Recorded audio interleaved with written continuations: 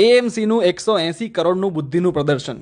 તો વાત એમ છે કે વર્ષ 2013-14માં કેન્દ્રની યુપીએ સરકાર અને અમદાવાદ મ્યુનિસિપલ કોર્પોરેશને મળીને વટવા ખાતે 1888 જેટલા ઈડબ્લ્યુએસ મકાનો બનાવ્યા. રિવરફ્રન્ટ પરના ઝૂંપડામાં રહેતા લોકોને આ મકાનો ફાળવવાના હતા, પરંતુ કુલ 1888 જેટલા મકાનોમાંથી માત્ર 250 જેટલા મકાનો જ ફળવાયા અને બાકીના મકાનો ખાલી રહ્યા. હવે આ ખાલી પડેલા મકાનો એ ટાઈમે અસામાજિક તત્વોનો અડ્ડો બની ગયા. અહીંયા દારૂ, નશો તેમજ લુખ્ખા તત્વો ઘર કરી ગયા. આ તત્વો ખાલી મકાનના બારી, દરવાજા અને સળિયા પણ કાઢી ગયા. 7 થી 8 વર્ષ સુધી આવું ચાલ્યું અને માર્ચ 2023માં એએમસીએ આ આવાસનો સ્ટ્રક્ચરલ સ્ટેબિલિટી રિપોર્ટ કઢાવ્યો, જેમાં સામે આવ્યું કે આ મકાનો હવે રહેવા લાયક જ નથી અને આને તોડી પાડવા પડશે.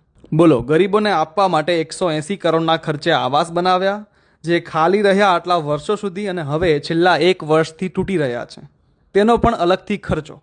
અને આ મૂર્ખામીને પૂરેપૂરી ભીનું સંકેલવાના પ્રયાસો થાય. જો સમયસર